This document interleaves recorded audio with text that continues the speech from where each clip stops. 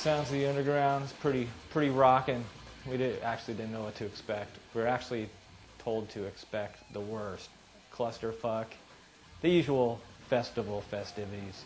We got there the first day in our pimp-ass white bus. Oh my God, everybody had these top-of-the-line buses, but we were like, dude, we don't even need it. We're gonna keep it so real that we're just gonna look like we're this broke-ass band pulling up.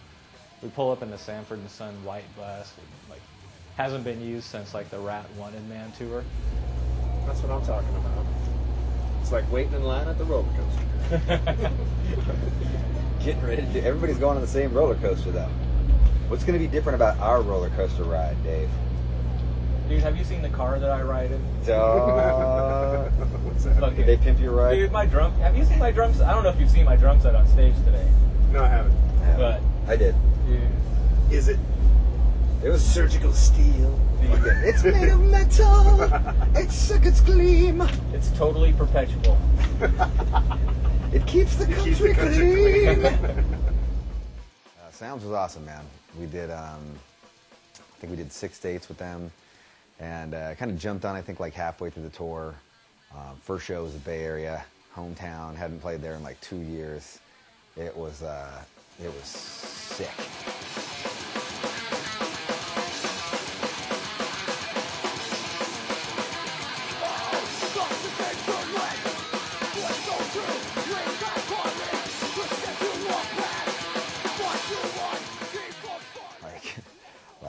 Might have been the best Bay Area show we've ever done. It was totally rad. I just killer response, crazy pit, people going nuts.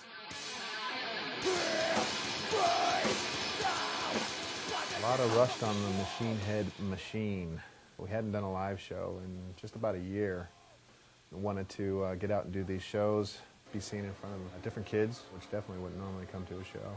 Mix that in with rehearsing for the Blackening recording, and we kind of just shelved everything and went on a road trip.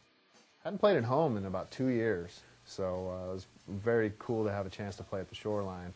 Big venue, and all the friends came out and had an amazing, probably one of the best home shows since I'd been in the band, for sure. An amazing crowd, big circle pits, little heckler for me, and always get the hecklers. Awesome, love you.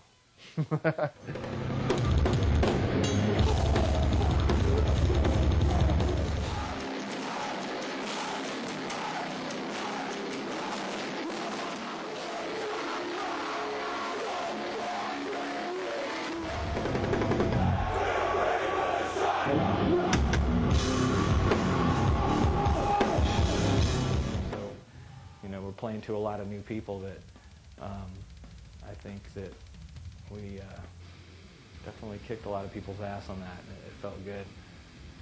Felt good getting out of the practice studio after a year and going back out on the road.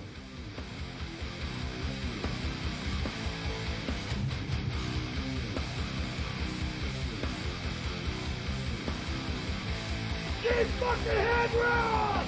Yeah!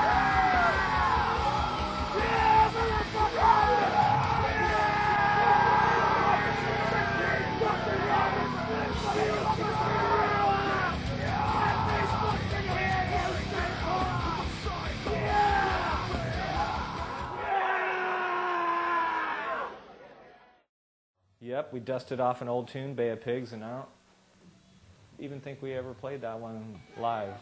Yeah, that was definitely cool, and it's definitely something to think about in the future for us as far as, our 6th album. So it's, it gets harder and harder to choose a set list, especially when you start writing 10.5-minute songs.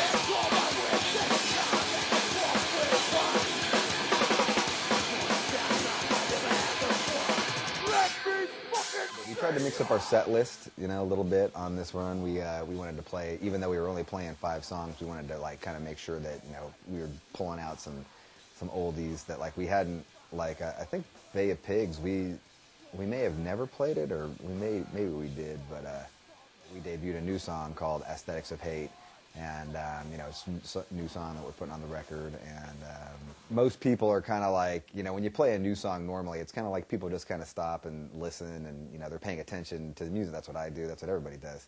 And it was really cool to see like us playing a new song and it getting like this insane fucking response like night after night.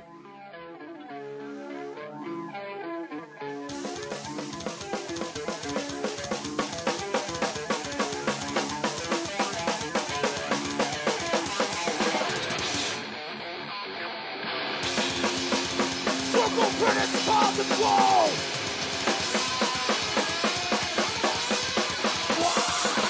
It's like a spit in the eye of a dead man's face. Against the wings of a man not yet in his grave.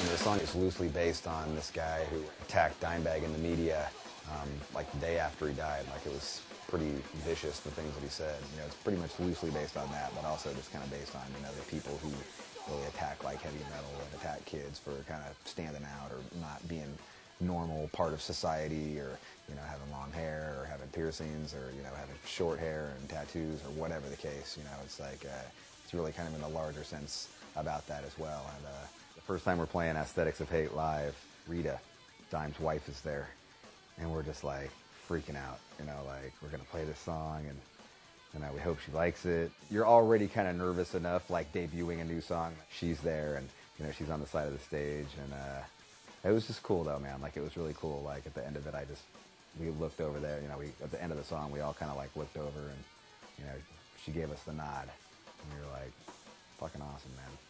It was really a really cool tribute at that point of the show, and everybody was just kind of vibing together for Dime type trip. And it was cool because her and Rob spoke after the show, and he brought her on the bus and played a song, and, you know, read the lyrics to her and stuff. So it was kind of a really cool camaraderie thing with, you know, us, her, the crowd. It fired us up, you know, it fired us up to like go into the studio, like seeing that kind of reaction. You know, we don't normally get the chance to play, you know, not since our first album, to really play new stuff before we go in and record it. You know, maybe, you know, something, but, you know, to go on tour and do it was like this new thing for us, and to watch it get, you know, this amazing reaction night after night really like gave us this great energy that we brought into the studio with us. Last night of the tour was really cool because like everybody was kind of celebrating, you know, at least we were celebrating because it was our last night and everybody else was still going on, but we were like, wow. So I went out into the crowd for Guar, like during their show, like went out to the, like into the pit and like just was raging. I got completely covered in Guar blood. Guar fucking kicks ass, dude. That was fucking amazing. How's that shit taste? It's just like water, you know? Like I got hit with the black shit yesterday. Oh, it's fucking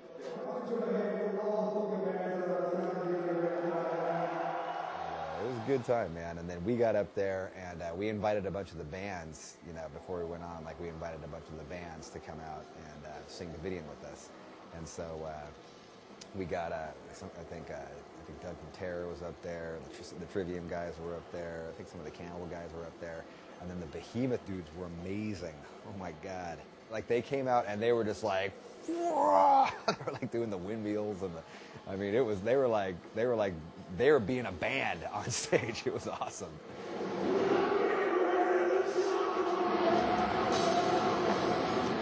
It was, and then we just all like hung out and drank afterwards. It was a killer night, man, and just like the whole experience was just like completely fun and rad. Like real cool vibe on the tour. Like everybody was real chill, and, you know, there wasn't like a bunch of drama or nothing. Like it was a really fun time, man. Had a blast doing it.